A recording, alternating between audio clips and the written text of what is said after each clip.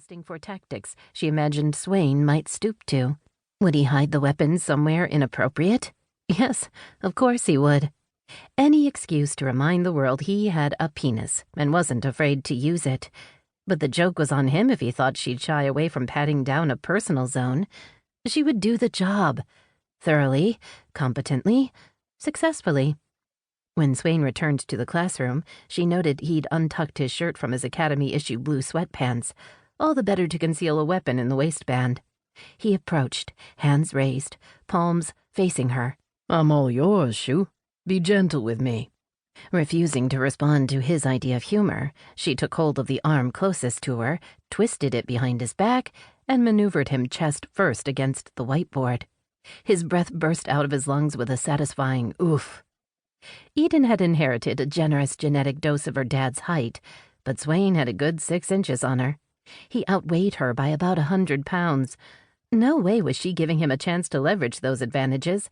The sound of the classroom door opening to admit Chief Buchanan and another uniformed member of the Bluelick Police Department only emphasized the importance, for her, of coming out on top in this particular encounter. "I'm going to release your arms, sir. Put your palms to the wall, head level so I can see them, and step out of your shoes." "This what you had in mind, my shoot?" he drawled, as he assumed the position and towed his cross-trainers off. A little over a week ago, she'd finally broken down and Googled the meaning of the word he insisted on referring to her by. Little cabbage. Supposedly an endearment, but she had a sneaking suspicion it was also Swain's version of clever commentary on her ass. Now it took a deep breath and a purposeful swallow to keep from snapping, "I am not your fucking cabbage, you swamp-running redneck." But she held her tongue. Following procedure, she used her boot to sweep his shoes aside, and then position his feet shoulder-width apart. And if she kicked his foot a little harder than necessary to get him to widen his stance, nobody detected it except him. She knew he felt it because she saw the corner of his mouth twitch into the tiniest of smiles. Lucky her. A masochist as well as a smartass. "I'm going to pat you down now, sir. Remain as you are unless I instruct you to move. Understand?" "It's like my dreams coming true, Shu." A muted but collective laugh rose from the observers behind them. She ignored both the innuendo and the classmate reaction, and instead got started on the frisk.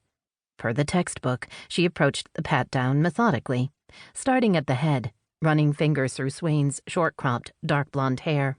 And although the sensation of sifting soft, thick strands through her fingers tempted some renegade part of her to take a longer, more leisurely sweep, she kept her inner renegade in check and advanced to open-palmed pats along his shoulders. When she curved her hands around his biceps, her fingers brushed bare flesh just below the sleeves of his t-shirt. Muscles low in her stomach weakened as she took in the contrast of her warm brown skin against the lighter tone of Swain's. Pushing past that detail, and her completely irrelevant reaction to it, she moved on to pat down his back, chest, and torso. Swain's jaw tightened as she progressed down his abs. Getting close, was she? God, why were some men so predictable? He made a warning noise, part growl, part groan, when she patted the front of his hips. Something long and hard prodded the heel of her hand. She honed in on the area. Her fingers outlined the rod-like shape. "Weapon of some type, hidden in his right pocket," she announced, feeling the dimensions. He inhaled sharply, but she blocked out the distraction. Blackjack or... She traced the length of the object. Possibly a gun, or...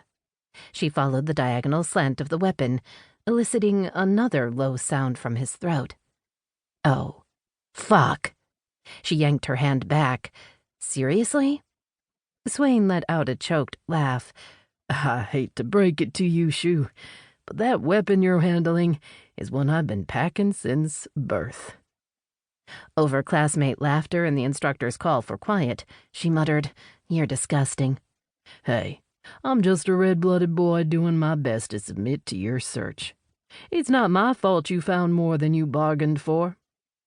The comment provoked another round of laughter from their classmates. Humiliation doubled her heartbeat. Her palms started to sweat. She let none of it...